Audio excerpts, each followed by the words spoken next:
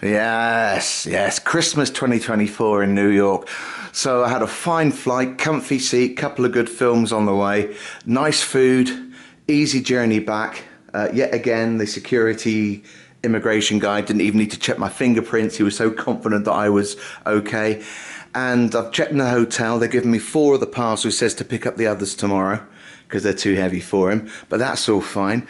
And as the operations manager promised, she hinted that she was going to do something to make up for the inconvenience I'd had with a parcel being lost by them last time, which I've now found again. And they've upgraded me not only to the 43rd floor, same location as I was last time, but much higher up. I mean, look, I can see the top of the World Trade Center from here. So much higher up, but I've actually got a proper suite. I've now got, I mean, this room is about, what, 25% bigger. I've got a proper table to myself. I've got a day bed there. It's great. It's great. So happy me. The weird thing was getting on the subway on the way here just felt like getting the London Underground. There was no excitement, just casual, as if I'm used to it now, which is fine. Hello, Heffy. Did you have a nice journey? Yes, I did. Welcome to York. New York. New York. Welcome back to York. New York. Well, yes, it's a new time in York. That's what I mean. It's a new time in York. No, we're in New York. Yes, we're in York for another time. No, we're not in York. We are in York. I saw the words outside on the train. It said, "Welcome to York." Again. It said that. No, it said, "Welcome to New York." Didn't say that. No, it didn't say that at all, did it? No, it didn't. Anyway, it's very late in England, isn't it? It's very late in England. And I think it's time that you got some sleep. I'm going to get some sleep. Because you know what we're doing tomorrow, don't you? What? We're going to America. Yeah, we're going to America. It's Wednesday morning. And I got up quite early. Did I sleep well? I didn't sleep particularly well, but I was very comfortable. And the first thing I did, well, looked out the view over the Hudson towards New Jersey is amazing. And first thing I did, I'd just been straight to the USPS. I sent off all the parcels I had to send with an absolutely lovely lady called Valine, who's worked there for over 40 years. She was a real sweetie. I got everything sent off. And now, my first disaster spot of this particular trip. So opposite me used to be 72 Park Place, and it's a forgotten disaster in the history of New York. 22nd of August 1891. This was called the Taylor Building. Obviously very different structure now, and there was a whole terrace of buildings here. And on the ground floor of it there was a maker of bronze powder.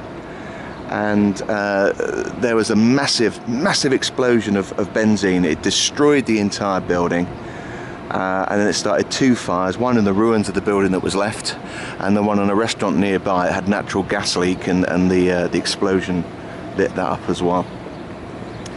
And 61 people were killed in it.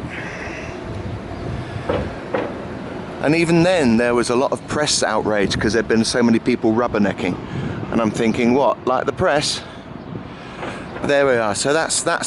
That is the first one down of many on this particular trip. Thank you, Wikipedia, for me reading up on all these disaster sites around New York I hadn't seen before. So now I am going down to get myself a Metro card and then go down to the Statue of Liberty. This time it worked. Look, crown only. So all that went well. Got my ticket, loads of good time, about half an hour early. So I'm on the boat to go over, and this time actually getting the crown on that thing you might just see as a speck in the distance over there. There's also, it's been shut off for ages, the Mariners Memorial, which I've wanted to see for a long time. And I don't know if I can see it or not. There's still building work going on, but we'll see later on if I can. But there we are, heading out there to that thing. So there's Manhattan over there. I've arrived on Liberty Island, and again, like last year, it's meant to be bad weather. There's cloud, there's showers, it's going to be freezing. It's not. If anything, it's actually nicer than it was this time last year. It's not even cold. I do have my coat on, but it's just a t-shirt underneath, and I'm actually feeling quite overheated. No wind, which is lovely. And yes, indeed, we are back. You want to take a picture? You want to take a picture with me? Nelson's column. Yeah? Okay. It's not Nelson's column. Yes, it is. You wouldn't know because you've never been there before. You go inside the top there and you go inside Nelson's hat, and there's a battle of Hastings. Yes.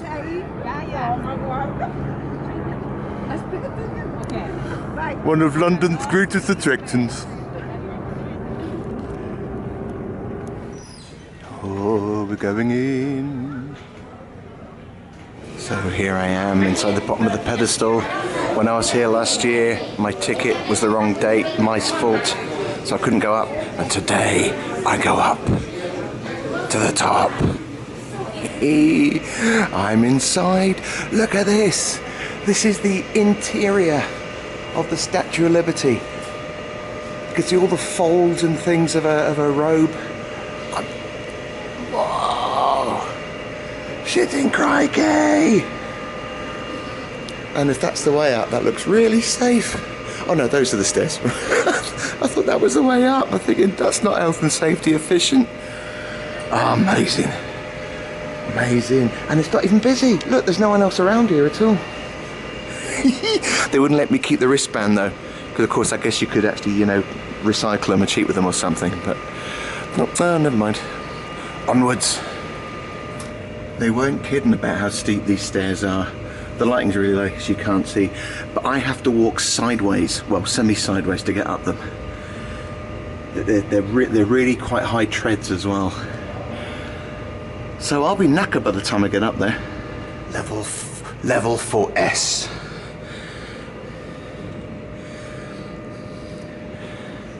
Point your camera down there. Keep hold of it, see how far I've come. Whoa. That camera was entirely unsupported. Alright, just let the legs calm down a bit. And carry on again. Here's something you don't see very often. The inside of her eyes. And we've arrived.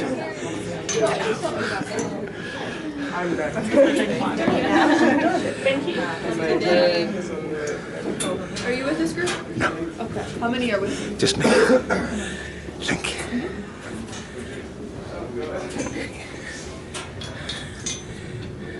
How many are with you? Four. Wait here for the truck.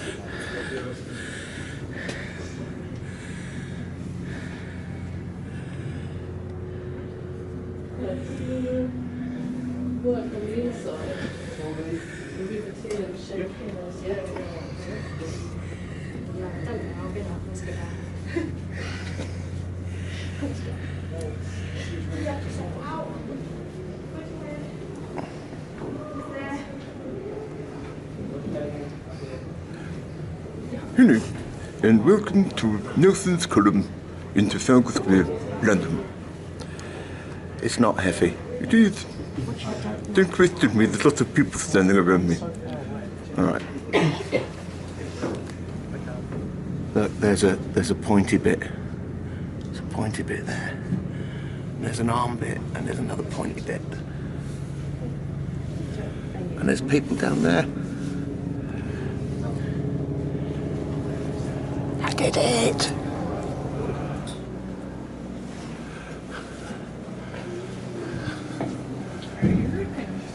Head all the way to the top. Just watch your heads.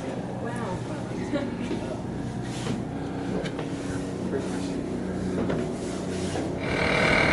Well, the legs are very slightly wobbly, but not too much. So I've just walked all the way down from there.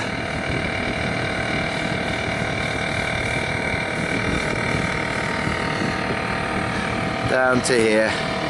It's about 300 steps down. The joy!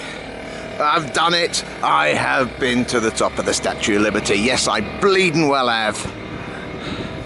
And now as we leave the statue, we continue down these modern steps. During 2010 to 11, they were doing excavations here, and they consolidated the finds in this new exit area. And this part in front of me served as a guard room and later as a prison cell. And there's loads of shit behind there as well, but you can't see it because we're not allowed to see that. But that's some old remains from Fort Thing, which was built in the early 1800s. And now I'm going to go down here and go on somewhere else. Back in Ellis Island, because it's all part of the ticket. Finishing off the bits I didn't get to see last time. There was an exhibition downstairs about immigration since World War II and citizenship. I could ever be an American citizen. Definitely not. So I'm back here in the main with the registry hall, and I've still got some stuff to see upstairs. Couldn't find any stairs to the third floor, so I've had to get a lift. It's a bit lazy. This is good.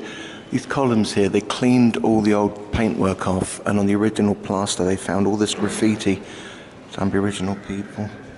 There, see the little drawings and things done, all these notes in languages I can't understand.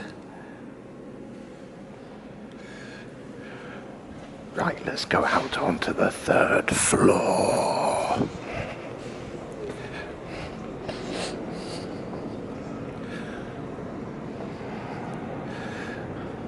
Okay. So that's what it looked like. And now it's all gone. Wow. Look at the size of those flags.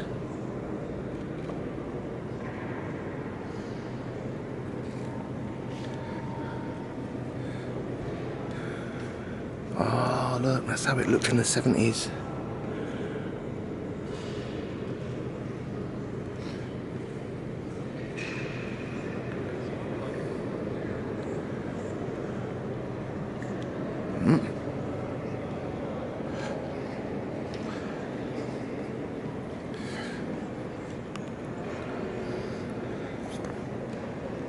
There we are, looking down. The amount of feet those tiles have seen. I was thinking I might come here, you know. What are you here already? Yes, I know. I was thinking I might become a pomegranate. A pomegranate? Yes. I've come from another country, and then I'll come and live over here in Singapore. That's not a pomegranate. It is. It's a pomegranate. If you go to another place and you want to live there, then you're called a pomegranate. That's an immigrant. No, it's a pomegranate.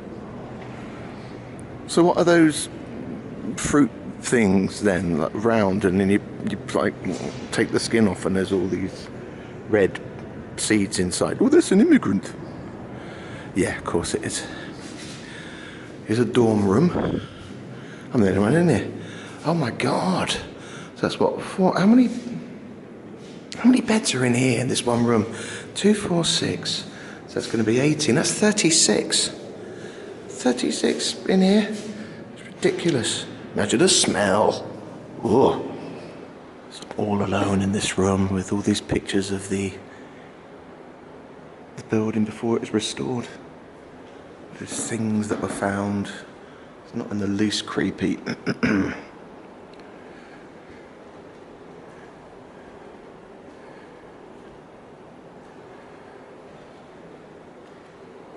So now, of course, it's going to be an idea to look out for some YouTube footage of how the place looked.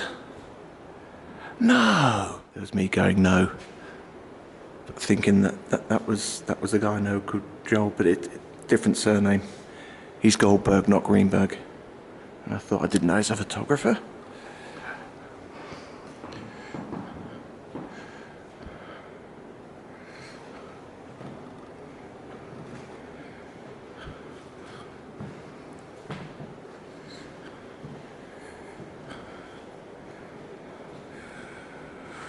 Ooh, you can feel the ghosts behind you in this place. Oh yes, I can't even go into that bit of the exhibition because it's shut. Can't see that. Not allowed in there. It's private. So leaving Ellis Island again. I've done the whole building now. I think I might come back at one point and do one of their hard hat tours around bits of the place that aren't open to the general public. But yay! Back on the boat. And then back to Manhattan. Do some more things. Well, this was worth a little bit of extra footwear to get around to. So I'm in Pearl Street, and beneath me there was I guess there was information there, but it's been completely bleached out by now. Beneath me, these are the remains of what's possibly the only Dutch building left in New York.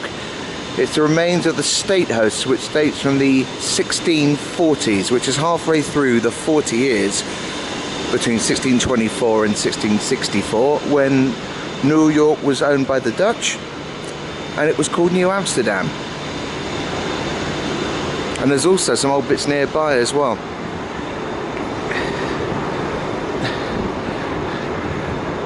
I don't know how good this is going to be because I haven't seen it yet. There you can see nothing in it at all, and I'm sure around here, oh there we are, the Archaeology of the State House block. Oh, that's clever, isn't it? I should read some of this. Governor Lovelace's Tavern. Okay. Well, that's not really telling me much. I'm gonna have a read. I'll get back to you. Right, I've worked it out thanks to the descriptions on the panel over there. So this, which I've not come to yet, is the remains. Not even the remains. It is an old 18th century well, which is on the property of the Philippe's family, who were one of the richest families in New York at the time. This grey outline, and indeed the ruins I showed under here, which I said was the State House, they're not, I got it wrong. Shut up. It's the remains of the Lovelace Tavern. Lovelace was the second British mayor of New York, and the tavern got torn down, still in the 18th century, but it's still, did I say 18th century? No, look, let's get this right. Look, I'm here on holiday, and shut up.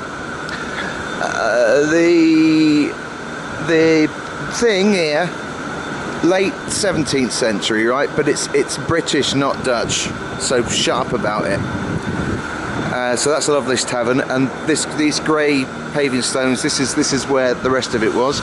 And over here, all the stuff with the cream bricks, this was the site of the State House, just here. And there's nothing left to see of that, so shut up about it. And what there was over there, I don't know. This is just the stuff in it. They found loads of shit down there, I can tell you. You're not seeing it now. So I've come early to Bleeker Street Pizza for my favourite garlic knots. You can smell the garlic from here, almost to the point of making my eyes water. God help the person sitting next to me at the theatre tonight. Is it a bun? It's not a bun, Heffer, you wouldn't like that. Well, I think I could be the judge of that. So I've had the pizza, yum yum yum yum yum. Here's a place I've passed by several times, not even realising it was here, but I read up about it and now I realise I've walked over it several times. This was at one time the smallest piece of real estate in the whole of New York. It was sold for $100 at one point, which is about $2,000 now. And this is all it is. The story is there was a man called David Hess who was a Philadelphian landlord, and in the 1910s the city bought up the streets around here to widen them, and there was a compulsory purchase order knocking down all the buildings to widen the street. And the family tried all these kind of different means and exhausted them all. Then in 1918 they found out that a tiny patch of ground here, just this, had not been sold to the city in an admin error. They still owned it, So in July 1922 they laid this down. Now it's been sold loads of times since. The family no longer own it. It was owned by this place, Village Cigars, which doesn't exist anymore for a long time. Now it's got new owners apparently, and yeah, so there we are, the smallest piece of real estate in New York history. Busy part of Midtown Manhattan. You wouldn't even notice this. 310 West 52nd Street. It's just a very tall high-rise actually. It's taller than most of the others around here. But this was the site of where Vim Pictures had their offices, for whom Oliver Hardy worked until 1919. Sorry, 1917. I knew I was going to make an error. To quote myself, things were good until 1970 when I found out somebody was stealing part of the payroll. Hey, you dirty bastard, you're only paying me so much, you're charging the guy in New York to pay me a lot more. And that was the end of Vim. Took a lot of homework to find out where the company was based, but here it is, and I bet the security guy in there has no idea. I now find myself on 54th Street. And this is the Roundabout Theatre Company at Studio 54. So this is Studio 54. The notorious, and it's safe to say notorious, music dancehall venue from the late 70s to the early 80s. There was so much drugs and debauchery in there, but I saw a documentary on the place, and it seems like, although it was really quite awful in some ways, the guys that run it actually seem to be alright. Okay, one of them went to prison, but they seem to be nice guys. One of them's dead now. If you do see the documentary, then I think you'll enjoy it. It's very good. So would not have been my place. I'm not into that kind of music at all. But nice to know that they've got a show about Louis Armstrong in there now. Seeing as how we're the programme that previously brought you everything from the Beatles to the Buzzcocks, I'd like to keep you informed with the newest sounds in the Northwest. That'll mean nothing to most of you. This is a rare one. Obviously the light's gone. It's still daytime. It's still about 5 o'clock, but the light's going. So I am on West 54th Street right now in Hell's Kitchen, and this was number 460. 460 was the Sony Music Studios. So many famous people played in here, live concerts. This is also the place I've decided to come, because this is where Nirvana did the famous Unplugged MTV gig in 1993, shortly before Kurt Cobain died. And I wouldn't have found this exact spot. I knew it was number 460, but there is no 460 anymore. But I managed to find an old photograph of the studios when it was still there, and I looked at all the trees down the street, and I found out this tree was right outside it.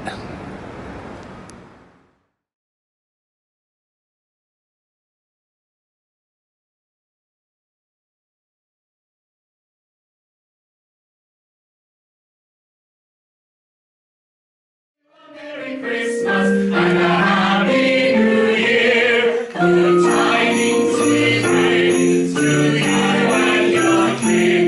We wish you a Merry Christmas and a Happy New Year. Now bring us a baby pudding. Now bring us a baby pudding. Now bring us a baby pudding and bring some out here.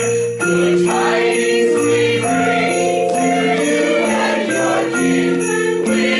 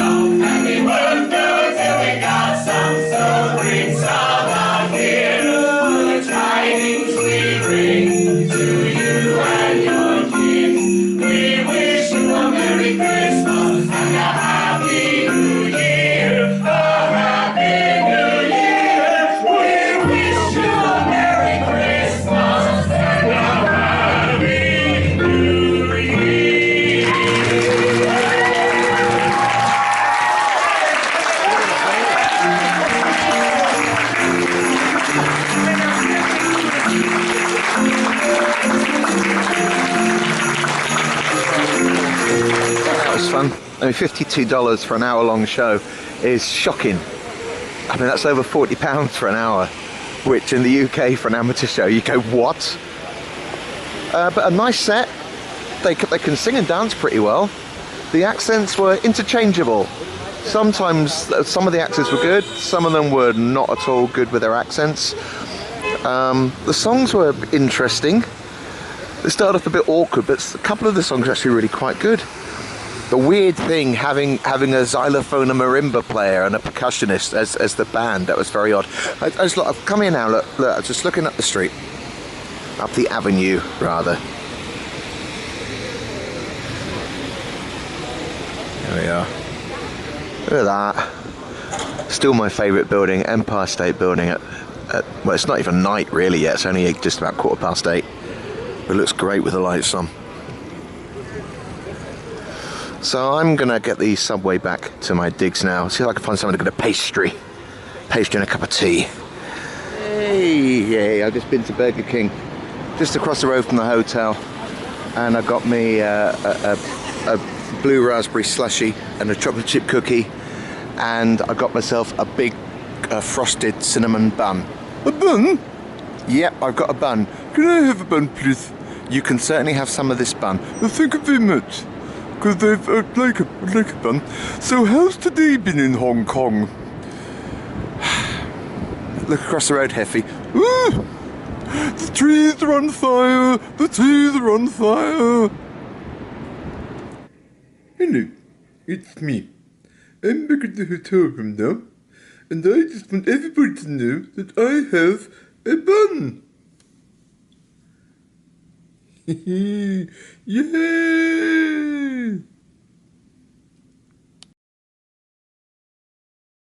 It's Thursday morning.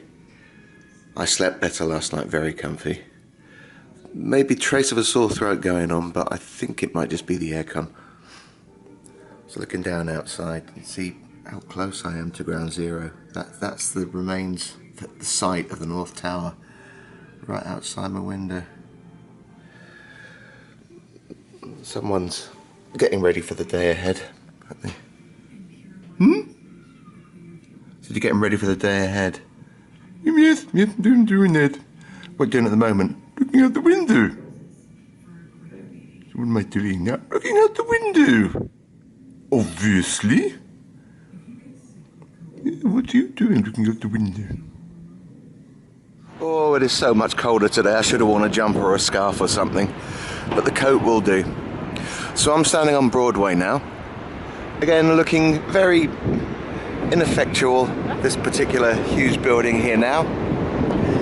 This was the site of the New York Central Hotel, and it was built in 1870, and it's got two dark claims to fame. In 1872, the financier James Fisk, who was quite a famous man, quite a rich man, he was killed by a man called Edward Stokes in this hotel that used to stand here, and I am pretty sure I have the autographs of both of them on documents at home. I've certainly got Fisk. I think I have Stokes as well. And then it's rained. It was a massive hotel. It was meant to be the biggest in New York at the time. They founded the National League of Baseball teams here as well at a meeting. But its end came on the 3rd of August 1973 when they'd been doing some illegal renovation works in the basement, taking out supporting pillars, and the facade of the building collapsed onto Broadway, killing 4 people just shortly before all the theatres that were on the other side of the street at the time were due to fill up with patrons. So they knocked down the ruins, and now this is all digs for uni students. So much stuff to cover here. I've read loads about it and I'm going to remember virtually nothing. I'm going to get it wrong. But there is a plaque on the wall here remembering the event. This was the East Village gas explosion of March 26, 2015. This building here is new. So there used to be a Japanese restaurant on this site here. 121. And there'd been an illegal tapping into the gas mains in the basement, And there was a lot of people involved with it. The owners were involved, friends of theirs that were unqualified, plumbers were involved. The city didn't do a very good inspection job, and then people started tapping into the mains as soon as the inspectors left again. But on the afternoon of March the 26th, 2015, one of the staff went down to the basement to open the door, and there was a massive gas explosion. It threw the entire facade of the restaurant onto the other side of the street. 2 people got killed. The bodies were found days later, one of the staff, one of the diners, and the explosion destroyed all the buildings that were here as well, and the buildings up at the side here. But they've not redeveloped this particular site here. Eventually people were found guilty and culpable and all that kind of stuff. But yeah, it's a sad case. I'm surprised I remembered as much information as I did. I think I missed stuff out. So I've just had an almond croissant and a mocha in there. La Colombe on Lafayette Street. I need to cross the street. But I'll let this close go first. And I've got to say, I am buzzing. My hands are almost shaking with the caffeine. It's one of the best coffees I've ever had. Now to the Merchant's House. This is Manuel Plaza. It's right next door to the Merchant's House, which is there, where I'm going to have a guided tour of the old restored 18th century building in a moment. They're petitioning at the moment because the building next door, not that one, but a smaller one next to it, they're trying to knock it down and put new stuff up, and they think it's going to damage the building. But this is the site of some old properties in the time of New Amsterdam, so going back to the middle part of the 17th century, and it's now a public place. I think they did it about 2022, open to the public. So yeah, it's nice. Obviously it's where people take their dogs for a walk. It's very nice. I thought there was a sculpture of a dog on one of the stones down there, but it turned out as I got closer it was a poo bag. The family room is where they really spent most of their time. Pretty big family, but everyone was coming and going. Again, you see the low ceilings, so that helps to preserve the heat in this room from the coal fireplace, and that's how cholera could be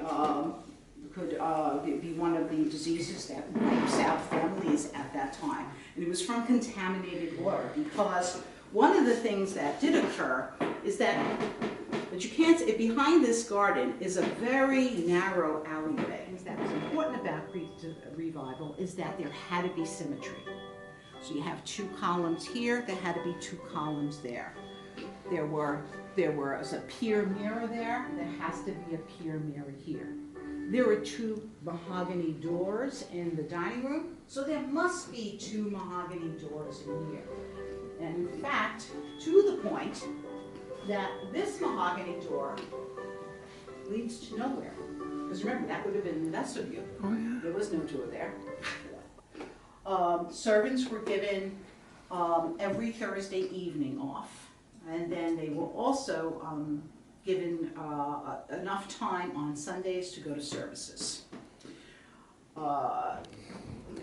That tour was great. Really enjoyed that. It's only $5 more than the cost of admission anyway, so $20, and it's about an hour and a half tour. It's meant to be an hour. She did smashing. So that's the Merchant's House just down there. So the old couple I met, Boria and Linda, I've just been for a meal with them and a drink. They were lovely. We got on really well.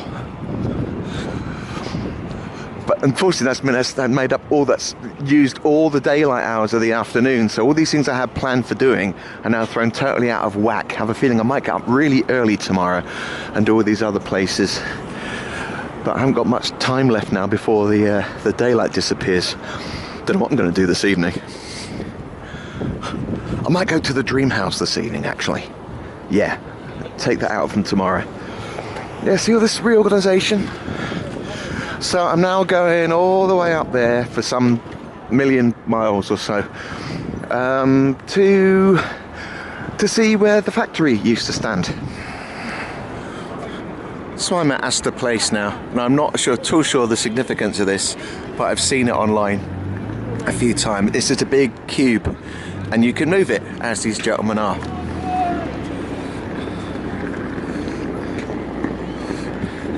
And to get a reference point, that's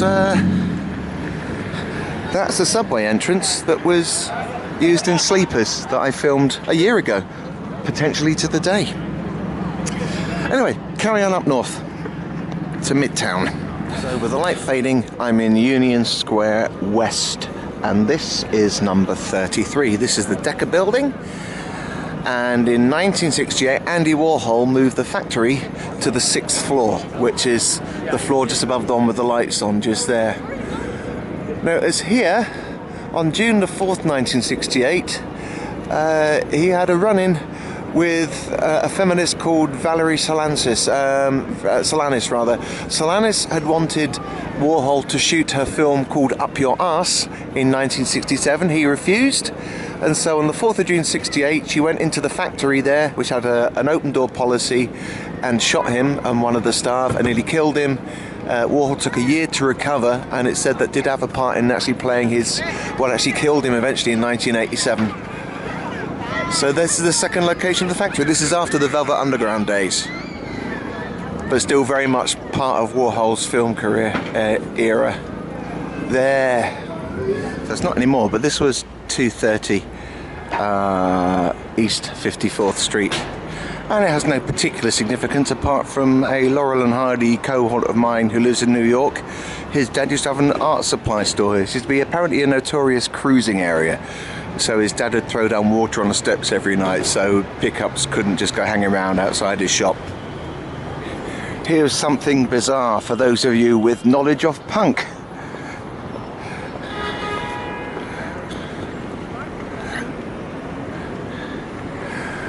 Gabba Gabba Hey.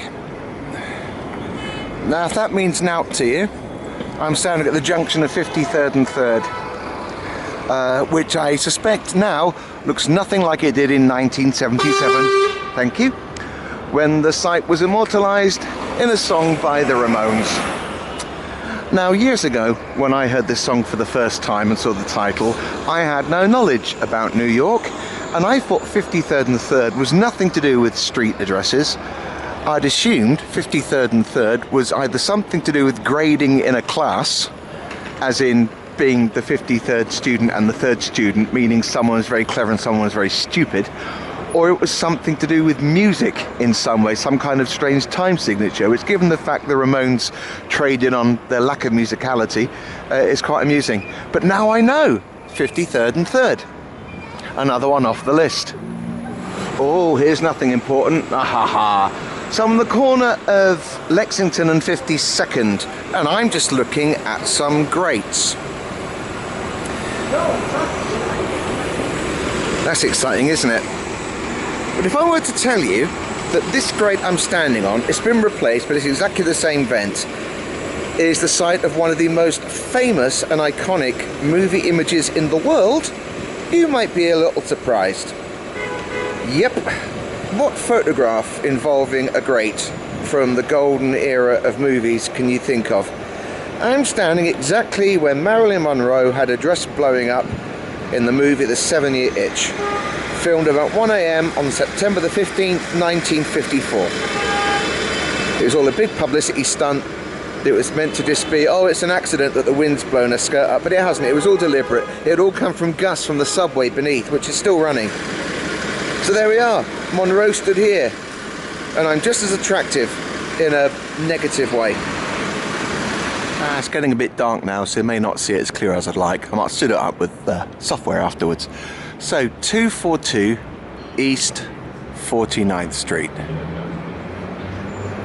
For once, a site with actually something nice to say. It only relates to the ground floor, or first floor if you're watching in the USA. This was the apartment owned by Ruth Gordon and her husband. Ruth Gordon, fabulous actress, wonderful in Harold and Maude, even in that scene. But the reason I've come here is because I was listening to an audiobook of Michael Palin's diaries, and in 1976, this is where Palin and the entire Monty Python crew were living with Ruth Gordon and her husband for weeks as they rehearsed for their US shows. and they had a big yard at the back, and they used to just hang around in there all day, catching the sun and drinking and having fun and having ideas. So happy times. So I'm in front of Saks on 5th Avenue, and I have to say, if this is their Christmas display this year, it's very disappointing. Because last year it was a massive, great kind of astrological clock thing, and there was a light showing on for about 10 minutes. And this year it's just Christmas music and this. So that's not quite so great. There's the Rockerfeller Christmas tree over there. See, that's good, isn't it? That's nice. Let's look at that, shall we?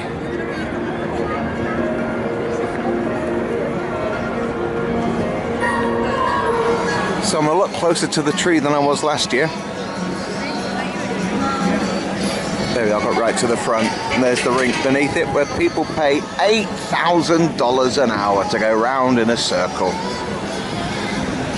The friction of their skates on the ice actually powers the tree behind and the pump for the fountains there. And that's a couple of people just walking by as if I'm not here.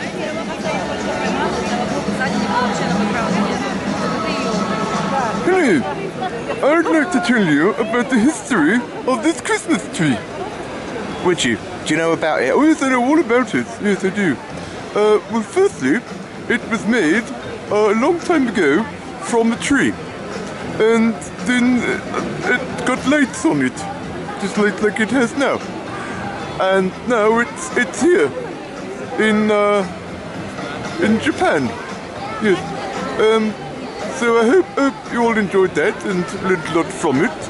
I realise it's entirely out of focus, but that's the way it is, really. No, go away. Right, that's enough Christmas shit. Time for some more death and disaster. And I'm going to read this off Wikipedia because it's too much for me to try and remember in one go. I'll truncate it though. So St. Patrick's Day 1899. This was the site of the Windsor Hotel, which was opened in 1873.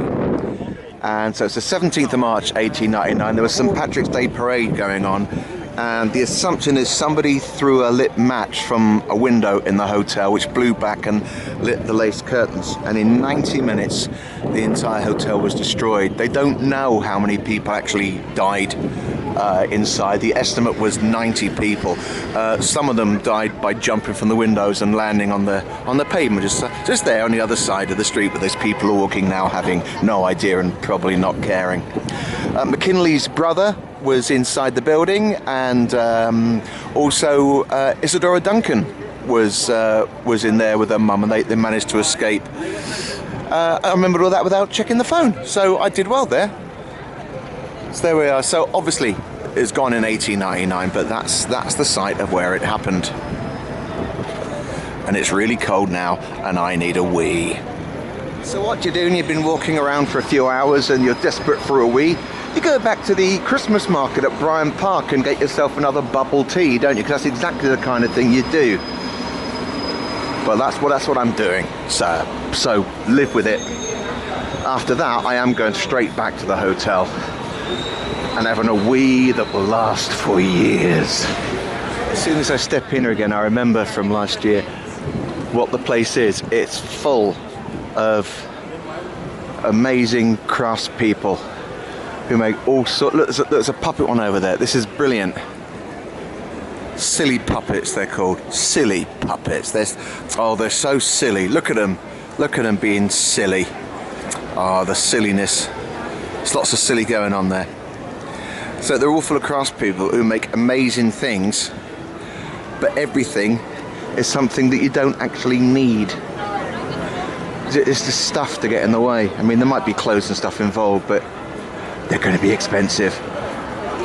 But what they do is really, really good quality.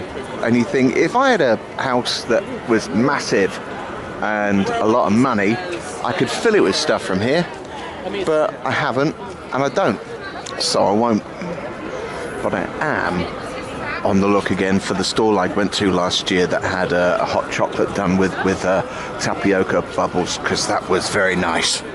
They have restrooms. I've had a wee. Oh, so much better now. Right, I'd have to go back immediately. Okay, still on the search for bubble tea. You know what? Oh, I tripped. I changed my mind. Everything is so expensive around here. I mean, they're selling cookies for $5, which are about that big, and the drinks are so costly. So I'm going to say, sod this, admire it though I do, and I'm going to find myself a veggie restaurant somewhere and get something there, which is not important to anyone. There's the NYPD street musicians.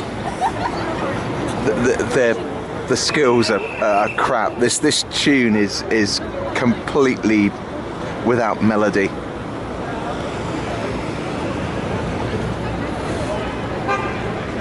Oh, that was better. There's a duet now.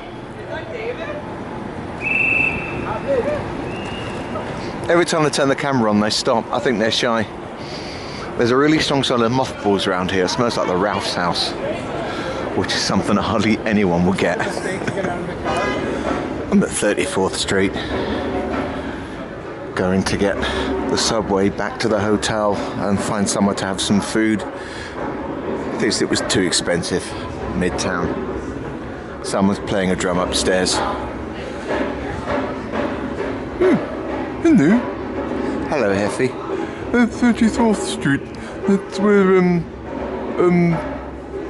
Simon and Paul did the song about the bridge, wasn't it? That's the 52nd Street Bridge song. It's 34th Street. I do know that. And Dylan Bob did a song about it as well, didn't he? That was positively something else. 43rd? I don't know. Well, you stood there. I know. I'm looking out the window. You're not, Heffy. You're in a subway station. Well, very rude you are, you know. I'm trying to be nice in these videos and you just keep saying things. Well, have a think about it. Get back to me.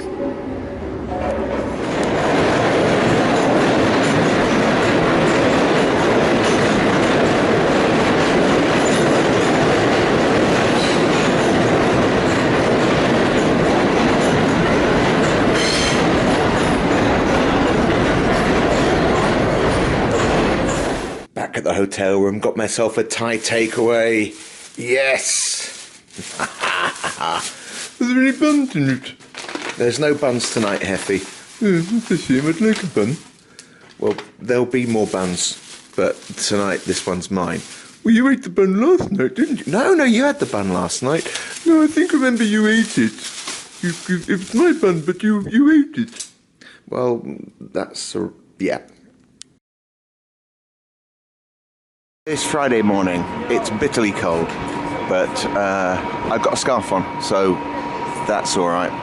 Slept very nicely, and this one took some work to find, surprisingly.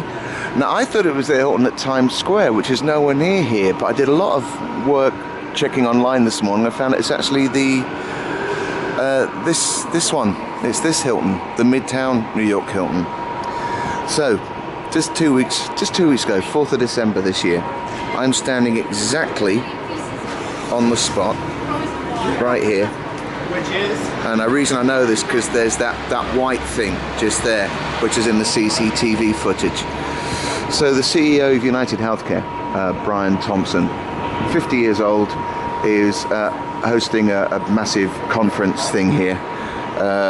Very rich man who'd made a great deal of money out of other people's poverty and misery, which is why his assassin is being deemed by some as a folk hero. So it's Luigi Mangione. I'm standing exactly where he was, and as Thompson passed by here, he shot him just there, from the gun with the silencer right there. Thompson fell up the street and he died just along where my finger is there. And Mangione was actually caught in Pennsylvania, and he was brought back to New York, to a jail in Brooklyn yesterday, where he's awaiting trial with a potential death sentence should he be found guilty, which of course he will be found guilty because he did it. But there we are, life goes on. And of course people just staying here. Just 2 weeks ago it's like it never happened. And it was right there. Macy's window display this year potentially may not be as good as last year's.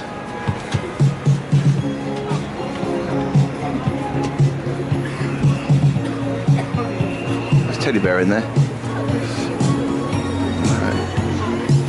Oh, I don't know though. I made an effort. Here's the thing, I was lying in bed last night. I suddenly thought I didn't put Macy's on my list to look at the windows. And I forgot all about it when I went to sleep.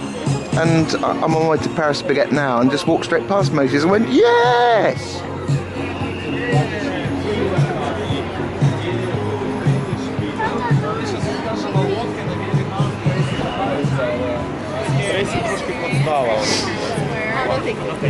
Check out the Squid Games experience right here in Herald Square. Thanks for coming. I've noticed the thing about Christmas in Manhattan this year. It's not like it was last year. It's still nice. Everyone's still nice. No one's been rude. There's been no hassle, anything like that. But the kind of euphoria there was last year isn't here this year. And I wonder if it's anything to do with the results of the election.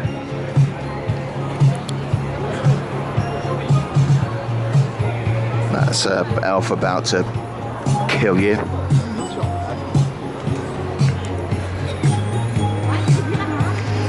There's a great big human heart which is slowly revolving. It's meant to show you that if your heart turns around and it's cut in half and there's a couple of puppets inside it, then you will probably die, which is the spirit of Jesus.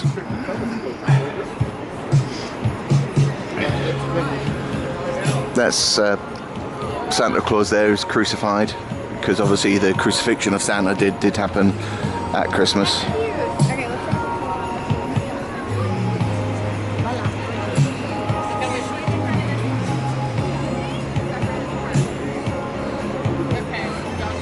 Oh no, they're closing the doors.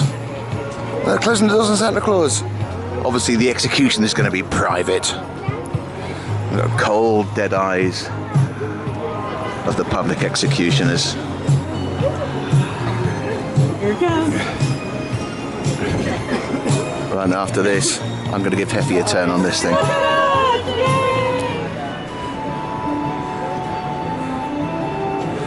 Right, here comes Heffy's Christmas.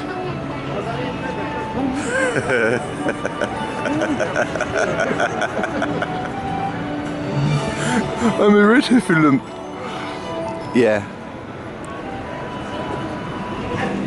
Back in Paris Baguette, my usual place, in my usual spot, looking out the other side of the street towards one of the most horrible establishments in America.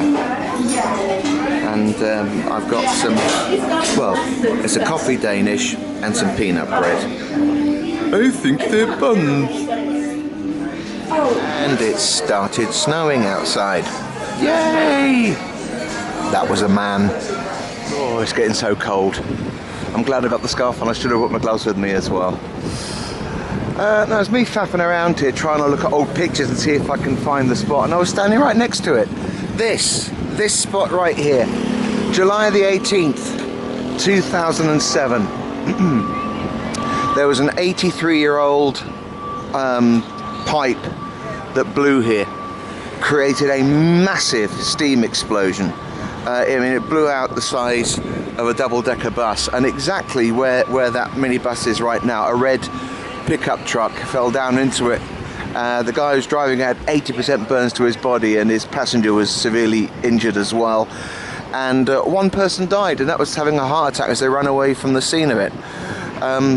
But yeah, it was there was lots of footage of it, loads of photos. It looks highly dramatic. The steam was filling like the entire side of either thing, like a geyser, and it was actually going up, you know, way up there. And yeah, it was there. Another disaster spot coming up very soon. Oh my word, some good buskers.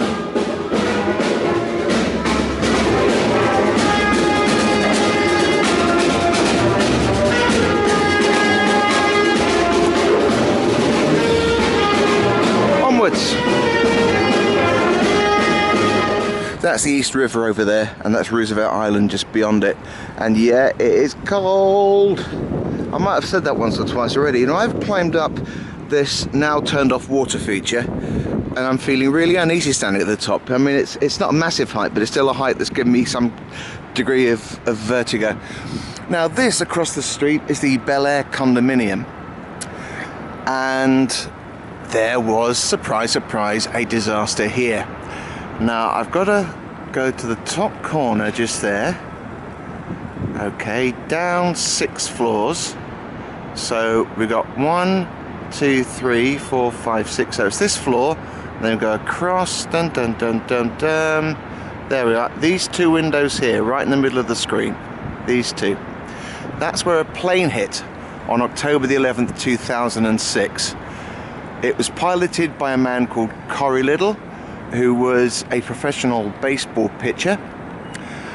Small, obviously a light aircraft. The FBI claimed he was the only passenger. His passport was actually found at the scene of where the plane crashed into the building. Now, there are 2 fatalities. There was him and, according to history, his flight instructor. But the FBI said he was by himself, and there were other claims saying that he had another baseball player in the plane with him. Either way, people had seen the plane doing what appeared to be acrobatics, but later they decided it was almost certainly the fact the plane was in trouble. The guy was trying to fly from New York to Florida, but his plane got into trouble very quickly. He was trying to make an emergency landing, but didn't. There's a big buzz, and he crashed into the building, taking out 2 of the apartments completely, just killing 2 people when you think there'd be a lot more. But it took a good year or so for the building to get back to some kind of use. There's a hospital filling all the ground part of it, but the apartments are on the top bit. Apparently 100 different apartments were affected by what happened. The plane snapped in 2, and the half of the plane just crashed right down to street level below.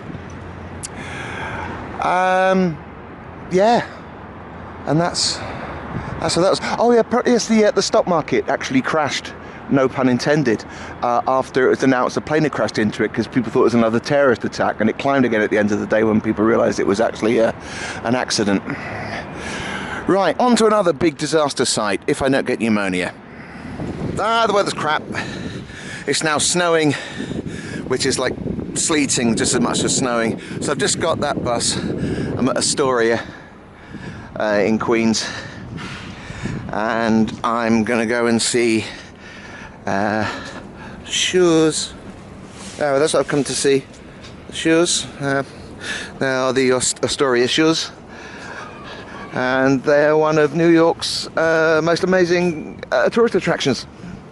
I'm going to come and see something up there at the East River. Oh, look, the snow's settling on me, and I have a feeling it's going to be effing cold. Now I wish I'd worn a jumper and my gloves. It's brass monkeys. Oh God, it's as bleak and cold as it looks, but that suits this next story. Even though this happened on the 15th of June 1904, lovely summer's day, meant to be a nice trip. The General Slocum was a paddle steamer, and it left from Pier 3 down at Manhattan with 1,300 day trippers on it, largely German immigrants who had taken a day trip out. And some way down there, this is the East River, a fire started below decks, and most people on board had no idea, but there was smoke going out of the portholes, and people on the shoreline along here were waving at them, trying to shout to them, telling them what was wrong, but they just thought they were being waved at as a little greeting, so they ignored it. And as it got here, this is Hell's Gate, an appropriate name, passing Randall's Island, which is the place over there. The smoke suddenly started turning into a massive fire, and the passengers started jumping off the boat wearing the life belts that had been provided, but the life belts had all perished, and the cork inside actually dragged the passengers down underwater rather than actually keeping them afloat. So people were jumping off the boat, some of them getting dragged under by the wake, some of them just being pulled under by the weight of the non-functioning life belts. All these bodies just got washed up along the shoreline along here, and the boat carried on, just a mass of flames carrying on way up there, past Rikers Island, which is the big prison area now, and eventually they managed to stop the boat at North Brother Island. North Brother Island now is a place which is not open to the public. There was a TB hospital there, and it's now a kind of nature sanctuary, but there's lots of ruins on board there. There was a prison there and the TB place as well, and as the boat actually managed docking, it kind of went in the wrong way. And so people were still jumping off the boat into the water, even though most of them couldn't swim. So many people got drowned rather than burnt. And patients from the hospital were running out trying to save people out there. They got burnt down to the waterline. Apparently they did actually use the hull again for another boat later on. But yeah, I am freezing cold here. It's bleak, it's uncomfortable, and it's very suitable for the tragedy that happened here. There's so many places you could actually go to that have a link to the General Slocum, because it was such a long journey with the disaster happening throughout. And obviously the question is, why didn't they actually pull the boat into shore a lot earlier?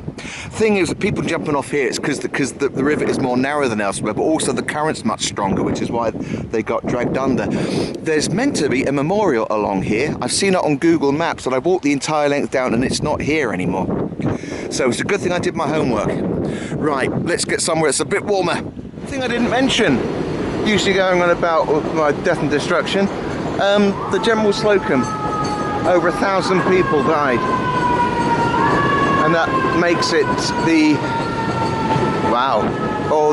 there's been a car crash, and that makes it one of only 2 disasters in New York history where the body count has been in 4 figures. Obviously the other being 9/11. Until 9/11 it was the biggest disaster in New York's history. I don't rob Robberneck too much here, but look at that. That's major. I need to cross the street here. I don't know how I'm going to do it.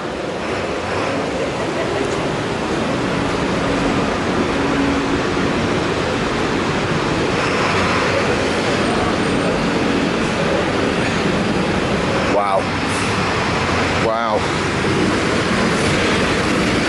So that's unexpected.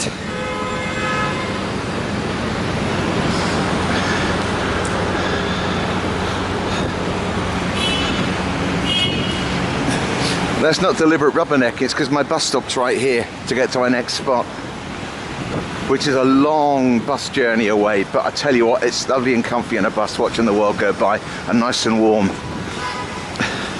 The weather's subsided a little bit. It's still grim, but it's not quite as bad as it was. Snowing, still cold, but not as windy as it was in Queens.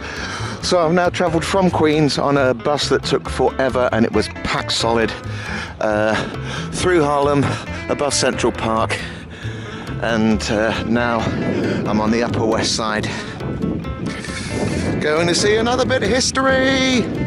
Not a disaster site though, but a bit of history. So that's a big place there. That's known as the big place of America.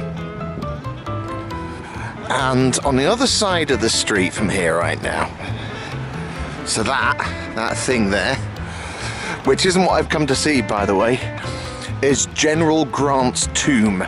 General Grant, obviously I'm from England, so not a particularly important character as part of our history, but if you want to know about General Grant, basically if you needed money for something in the 1800s in America, then you could apply to the state, and they would give you some money, which would be a grant. Now, it got to the point where they were giving out so much money that people would be able to apply for anything. Hence, it was known as General Grant. And by the late 1800s, it was starting to get to the point that the coffers were being drained entirely. So the government of the time decided to stop doing it. And so they stopped the General Grant, and that is now the tomb of the General Grant. Basically, all the applications that people put in after the 1890s have all been sealed inside there. So that is General Grant's tomb. And that's absolutely bleeding true, and shut up about it. So I'm now at the other side of Manhattan, and I'm now looking at the Hudson River rather than the East River. And the Hudson River is different from the East River because it's the Hudson River and not the East River. There's a very big difference between the two. The East River is the East River, and the Hudson River is the Hudson River. And if you can learn how to tell those two apart, it does really help. I'm currently walking north, walking up towards the Bronx. Now, I meant to do the Met Cloisters today, but they close at 4:30 every day, and I wouldn't have time to do it. So that's yet another thing I have to do another time, which is annoying. It's not the first time I've had to avoid doing it. And there's a couple of places in the Bronx as well I wanted to go and see, but again, I won't have time. But sooner I have too much to do than not enough to spend time just faffing around doing nothing.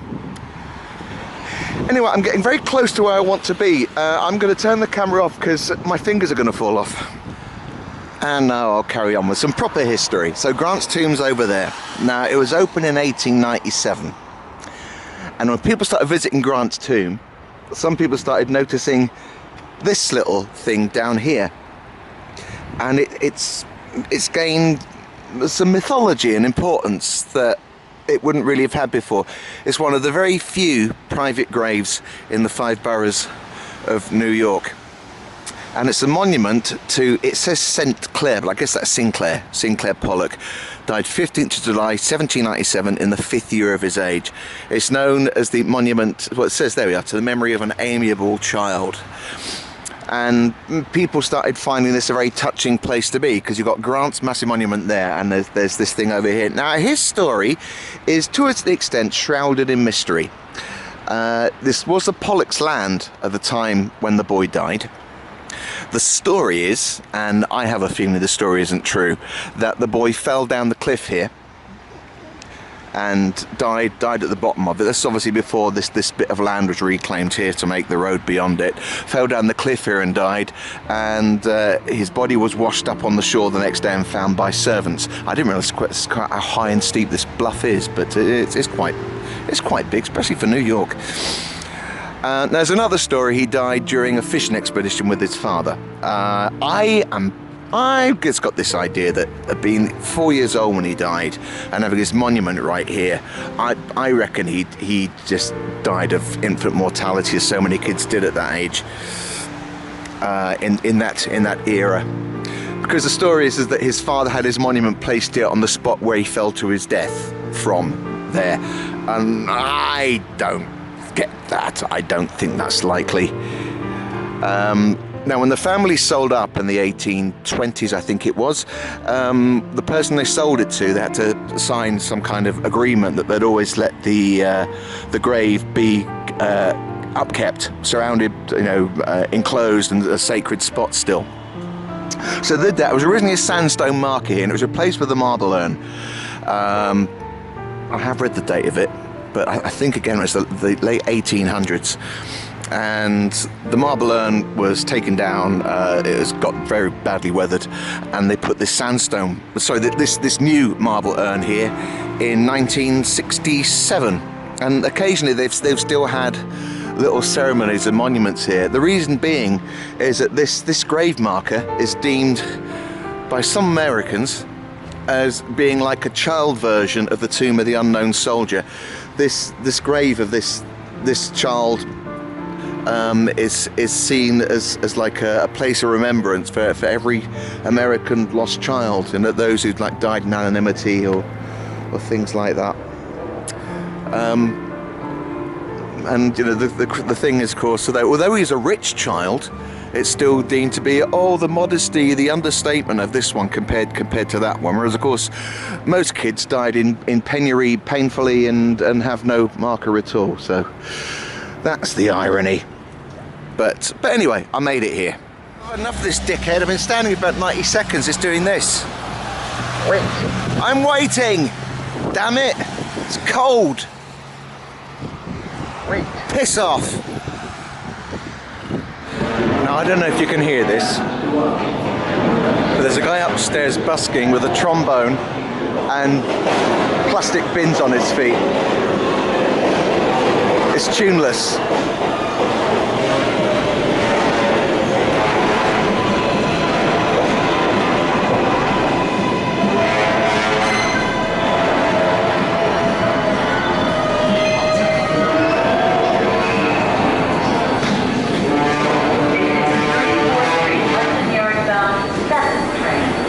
in Belaire Park.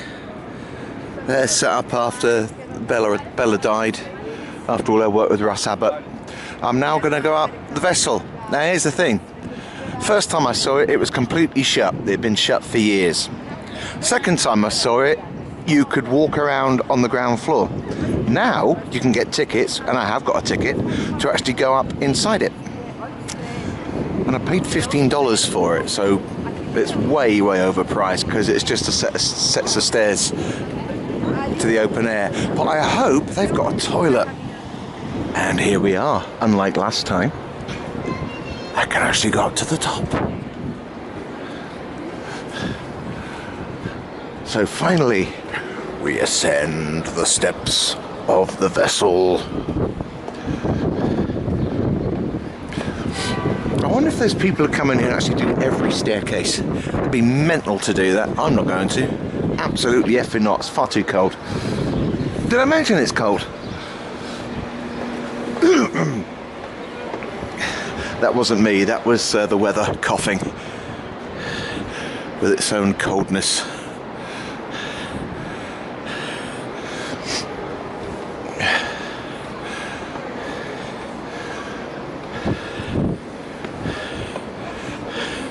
Wonder where that staircase goes. Oh yeah, around there. Ooh.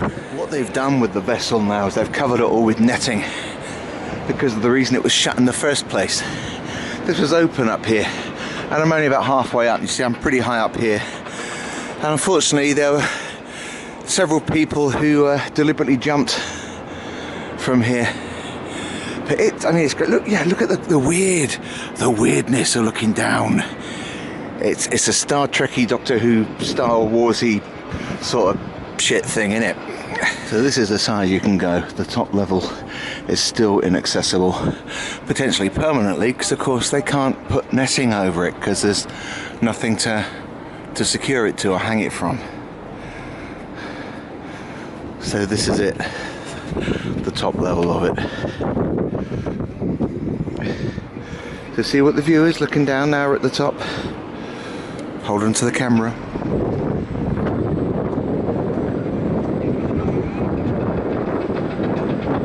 Space age shit, yes. It's quite impressive, isn't it?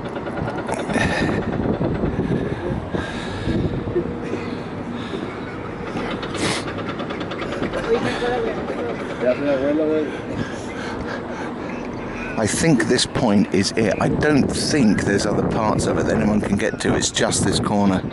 Looking around here, I can't see everyone else this high up. Oh, wow, that's very impressive. Really, I now found myself at the top of the vessel. And what is it, Heffy? Well, it's I'm not quite sure. I did read about it, but at the moment I have no actual idea. Where are we? We're at the top of the vessel. Oh, quite high up, about as far as you can get. Right, and where's that? Well, it's in Manhattan, isn't it? Look, there's the Hudson over there. Hello, Hudson. He looks like a river. He does, doesn't he? He does, yeah. And so, yes, shut up. So we're on holiday, aren't we? I don't know where, because nobody's told me. We're in New York. Don't be silly. If we were in New York, I think I'd know about it. Well, we are in New York. Well, I don't believe you. Don't believe much of what you say, as a matter of fact. You told me I was going to have a bun, and I didn't have a bun, did I? Oh, you did. I didn't. You ate it. Well, that's just your memory failing you. Not quite true. Anyway, look down there, Heffy. I'm looking down there. It's not in focus. That's because there's netting in the way. Oh, get the netting out of the way then. Well, I can't get it out of the way. There we are. Look, that's in focus now, isn't it? Oh, it's very pretty, isn't it? It's very pretty, and it's very, very high up here. Imagine how many steps there are. Oh, I don't need to imagine. I've walked up them. You walked up them? Yes. You weren't being carried in my bag. No, I remember if I was carried in your bag. I walked up all these steps by myself. I seem to remember I was carrying you. Well, that's not likely to happen, is it? It's not likely, but it happened, didn't it? So it's about 150, about 200 steps to get up here. Well, there's more than that. Yeah, but we haven't done all of them, have we? That would be ridiculous. Imagine how knackered you'd be doing every one of those steps. Well, I wouldn't be, would I? Because I'd be carried in a bag. I thought you just said that you walked up here and you carried me. Yes, that's true. Yes, I did that. Absolutely. Silly thing, stop contradicting me. Anyway, it's cold, isn't it? Yes, it's very cold up here. Very cold. It's a good thing that I'm a heffalump and I have a nice big covering of fur, isn't it? Yeah. Well, what are you going to do now? Well, don't know. Just carry on looking around here, I suppose. Oh, that's excellent, isn't it? $15 for this. I think I know who's the mug now, don't they? Well, but look inside. It was lovely. I did look inside it. Wouldn't have paid $15 for it, you mug. There goes the lift. It runs just once every 15 minutes. And all these people who are at the top, who couldn't be bothered to walk down again, are going down until they reach the Eye of Sauron at the bottom there, when they will be sacrificed. I've come into a very posh shopping centre for a wee, feeling much better afterwards. But I thought I'd just come down here and give you a little message. I'm assuming it's announced Fuku, but yeah. There's some weird crap going on over there. That guy's been KO'd by security. I think he was jumping the gates, and I think he's now putting it on. Wow. So I'm at the Stonewall Inn in Christopher Street in Manhattan. I've had one drink and it's gone right to my head. I need to sober up a bit before I leave. This is insane. I'm a bit drunk, but I'm back in Bleeker Street Pizza. And I was going to have some more garlic knots and pizza anyway. But the guy behind the counter said, "How you doing, man?" And he remembered me from when I was last here. And I don't mean 2 days ago. I mean in September. It might have even been August. I love that. That's now several places in New York that know me.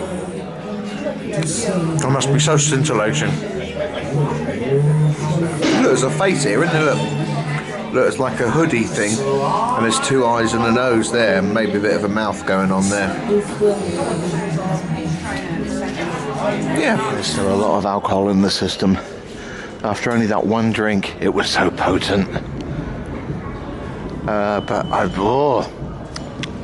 Very nice. I've had my second lot of garlic knots, and my mushroom pizza, and my drink. And I'm now at the Christopher Street subway, and I'm going to go shush. And I'm going to go to the Dream House, which is a very avant-garde place. Yes.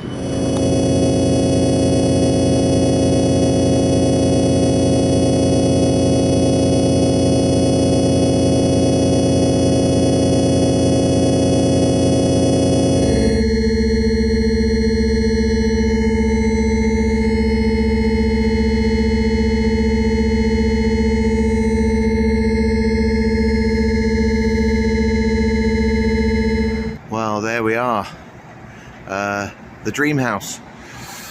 Found out whilst I was in there that my camera has bust again, so I've got to do everything else on my phone, which is very annoying. Kind of affected the mood of me in there. Well, I don't know what to make of it. I think I stayed in there about an hour, and it's just the noise. And I get all the sound stuff. There's varying frequencies in there. And you start hearing rhythms and things coming through the pulses of the frequencies. but the artwork in there and that stuff, I didn't get that at all. But, a curious thing, quite mellow, and no one else came in. It was just me. Well, me and Heffy. So back to the hotel now.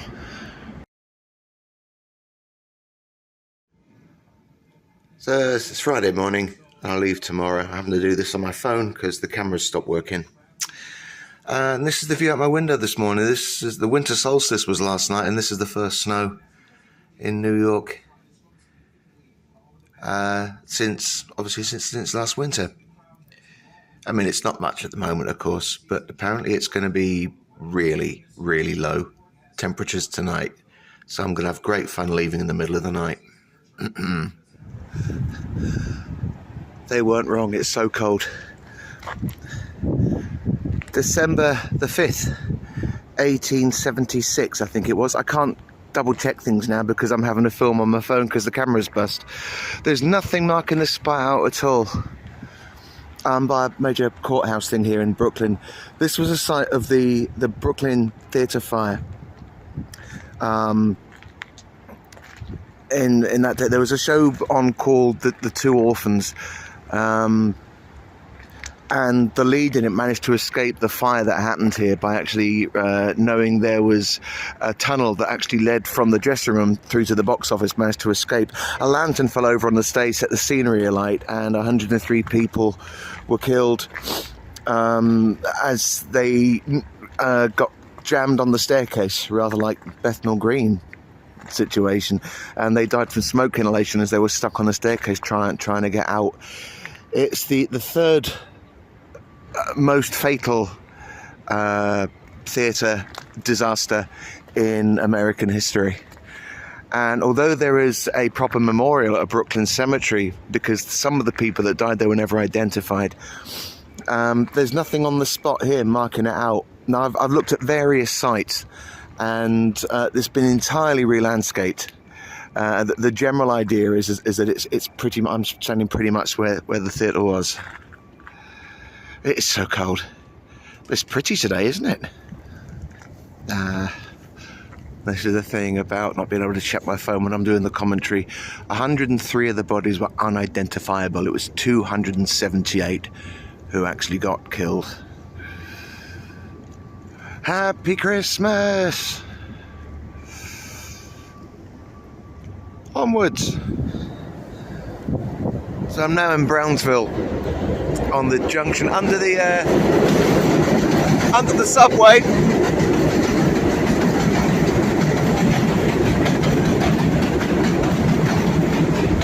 On the junction of Livonia and Saratoga, looking over at 779 Saratoga Avenue. This was the HQ in the 1930s and 1940s of Murder Inc. It was run by a woman called Rosie Gold, and it was basically a candy store called Gold's Midnight Groceries. Midnight candy store. And this is where all the big hitmen of the time, people like Lucky Luciano and Mayor Lansky and Dutch Schultz, they used to hang around in here, and they'd have basically malted milk, and they had a row of phones in there, and it would be where the phones would ring, and it would be to organise a hit on someone. It's estimated there were between 700 and 1,000 people got killed by the mob as a result of phone calls coming from here, which apparently makes this building the responsible for more illegal deaths in the US history than anywhere else. And now it's a deli. Yay! Now I'm on the way down now to Prospect Park. I'm at Botanic Garden on the S line going south.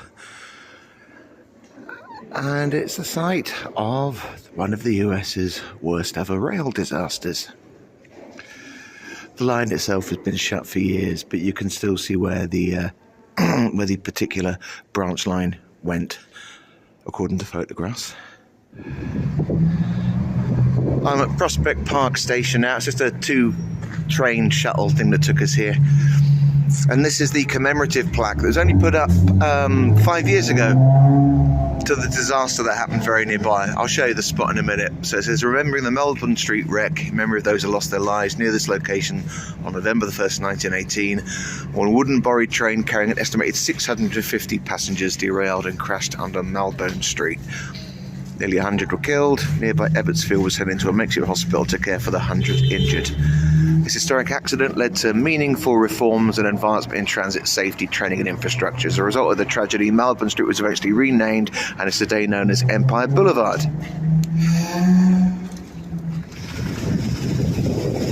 So this massive crash happened right under my feet, because I'm standing just above the tunnel, which is now shut down, but it's only used by works vehicles, not the public. And the line there on the left was the Brighton Beach line that went up. So I shall get the tunnel from the bridge down there, and then I'll tell you the remains of the story. So from what I remember, from what I've read, it's not easy to see with this fencing down here, but I'll put the camera over the top first. You can see the place in question. Now, if my voice is loud enough from here, it's not the main tunnel you see down there, it's the one that veers off very sharply on the right hand side. That was the Brighton Beach line.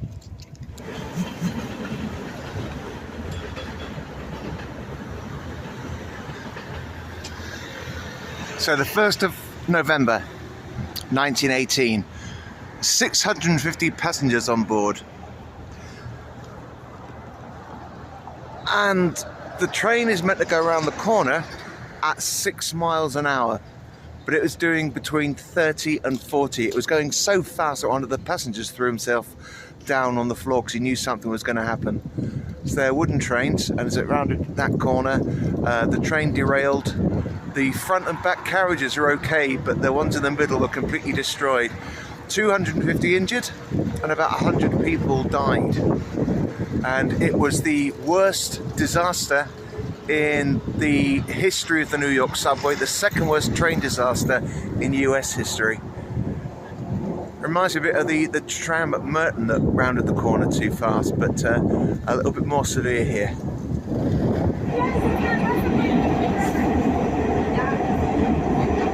So this is the big one this time, 16th of December 1960. I'm in Park Slope in Brooklyn, and I think the weather was very much like it is now, a covering of snow on the ground.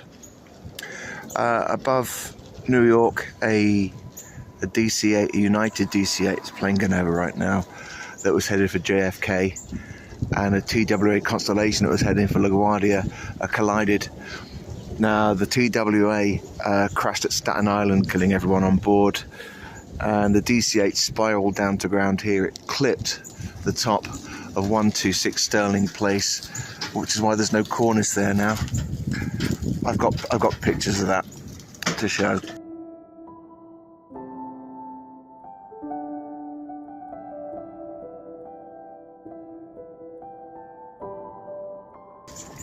So it clipped the top of that, and the plane hit into what was known as the Pillar of Fire Church, which is very ironic, and that stood just here. Obviously completely destroyed the church. 124 people on board were all killed. One survivor for a day, an 11-year-old boy called Stephen Bolts, who died at the hospital the next day. And there's a memorial to him in the chapel there, which I'm hopefully going to go and see. 6 people on the ground killed, including a man walking his dog right in front of the church the moment it happened. And the tail of the plane came to rest at the intersection just over here. And I've got pictures of that, so I'll try and show those now.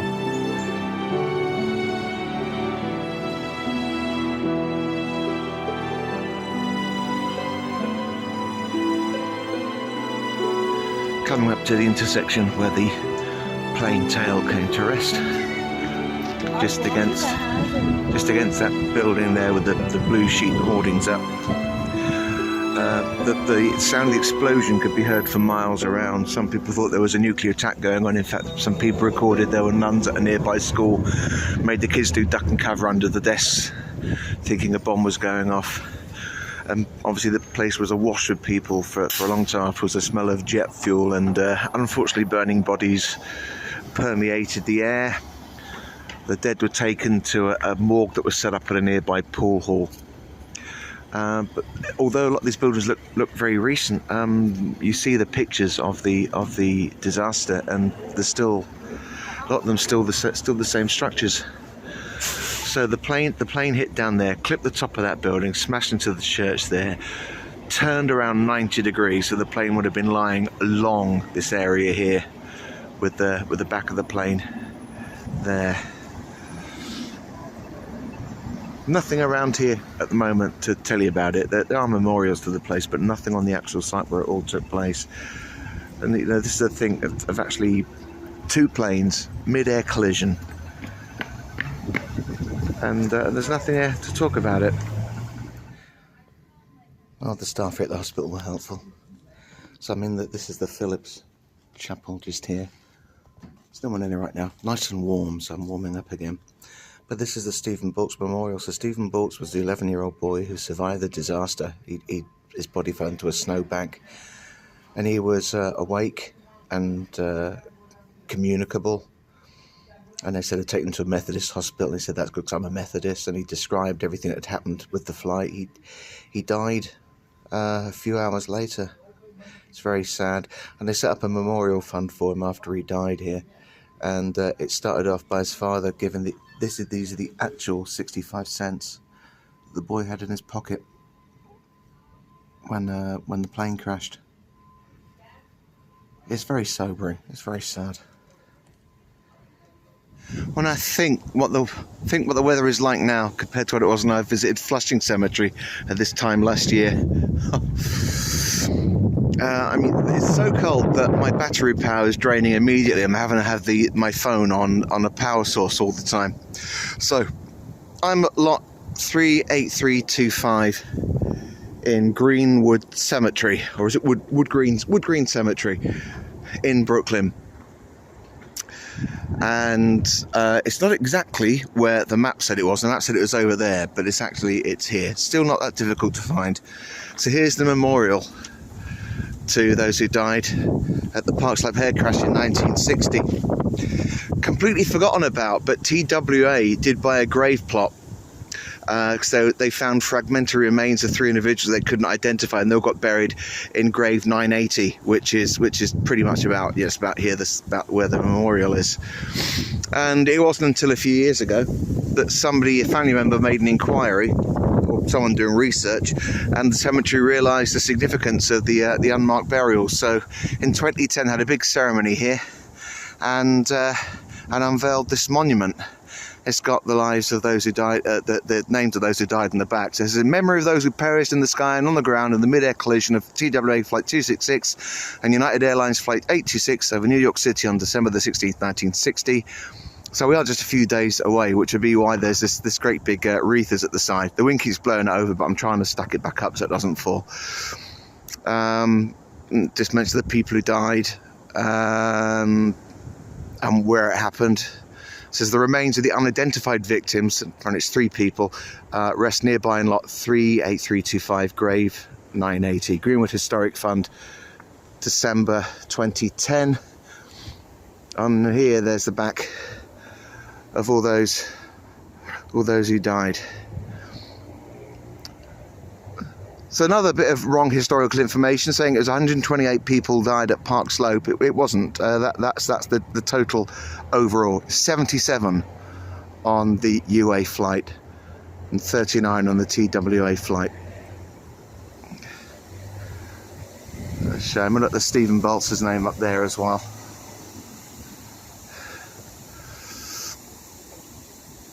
Still, my fingers have lost all feeling. And I think it's now time to go and have a wee and then go off somewhere else. So I'm at Dyker Heights and I just passed someone's house down there, and they're all waving at me from the window with the kids. So I waved back, and then Heffy got out of the bag and waved back. There's nowhere near as many people as last year, that's because it's not as dark yet. And of course it's colder. But yeah, already the mood's lovely. Just off the main course of 11th to 13th Avenue, and 83rd, 26th Street, but I thought these two houses warranted a look at. Aww, it's lovely.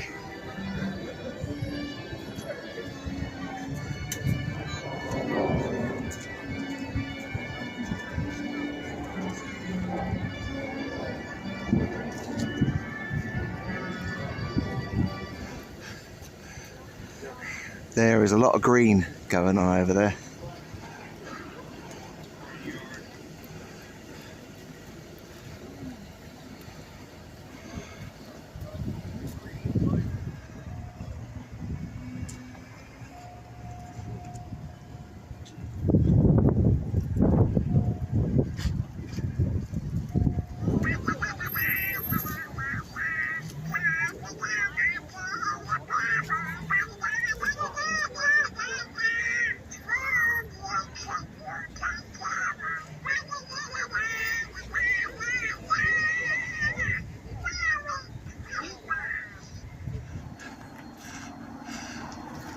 An interesting thing this year. Whoa, he's just hit the car. She's just hit the car. An interesting thing this year is that in some of the places there is snow on the ground. They haven't got to put any fake stuff down. Now, some of the lesser known streets here, a lot of the houses aren't doing anything for the public, but some places are, and I feel really sorry for them because they've made a lot of effort and there's no one going down the streets to see it. So I give them some extra love in the sense of appreciating them more, but actually not doing anything about it. Am I a famous heffalump now? You're a famous heffalump. My bottom's cold. Alright, sorry, I'll get you to stand up again. What's all this sugar? Is there a bun after it? I will kill you.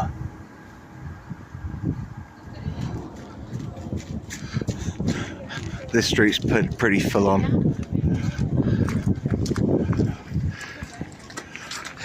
It never looks right on the screen compared to seeing it in real life. In real life it's much more twinkly and sharp, and obviously it's got 3D to it. These folks are gone out, but Santa says don't play with bags, kids.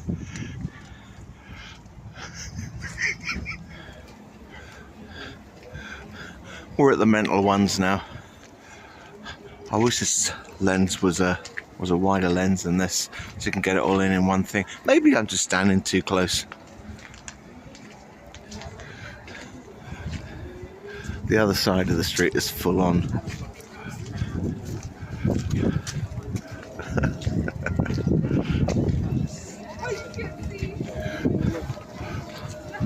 I wonder if this is one of the ones last year that just had so many people outside, and yeah, I think it might have been.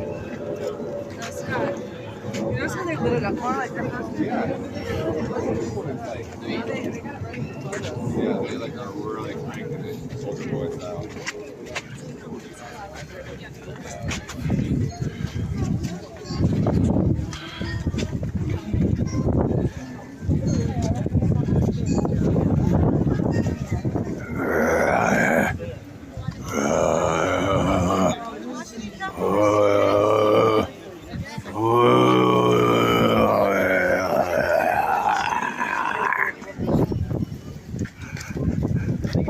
Here's another nice one. I like these ones where the property's quite small. They've been tasteful. Well, it's not really tasteful, is it? It's completely over the top, but not ridiculous. Oh, stop! Shush!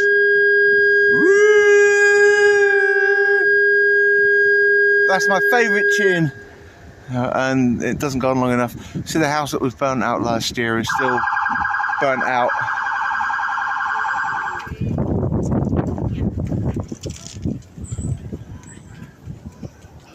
Indigestion? Runny nose? Then why not become the Son of Man? Suitable for women and men. When Santa shagged a pillar, he began to shout, "Stop watching me shagging a pillar." Billy Idol's back again this year, I see.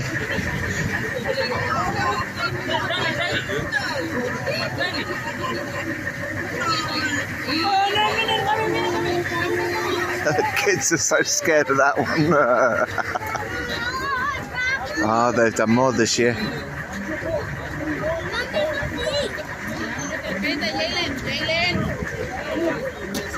Oh, look, an animatronic Minnie Mouse.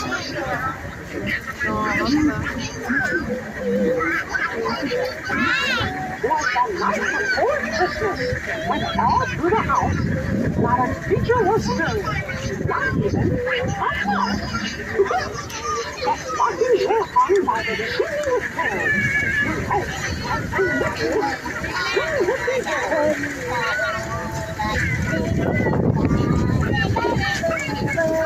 These people have money.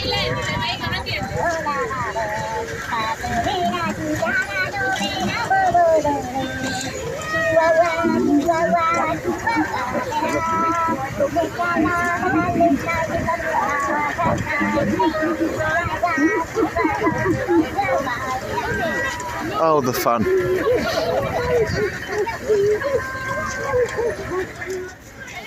Philip! What, Hef? Look! Look, it's lucky! It's not lucky. It is lucky! It's a very big lucky! Hello! Hello, Lucky! It's not lucky. It is! It's Lucky! It's Lucky's dog! It looks like Lucky! It doesn't look like Lucky. Lucky's only got one brown patch over his eye for starters. Well, I don't remember that. Anyway, it's Lucky. It's Lucky. It's not Lucky. Shut up, you stupid idiot. Get my ear down now.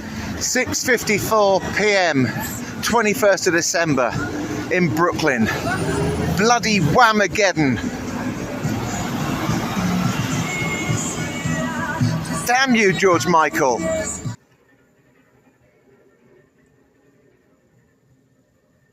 know if you could hear that rattling away. That's the sound of the lift shaft. Goes quite often. Not in the middle of the night, but it's been a bit annoying. Anyway, I thought you'd like to see the heffies looking out the window. Yeah, I'm looking at the window. You're looking out over the lower west side of Manhattan, aren't you, towards New Jersey? I am. I'm looking out the window. What's your favourite bit out there? I think it's the lights, actually. The lights are very nice. Looking out the window. Good, I'm glad you enjoy it. Yes.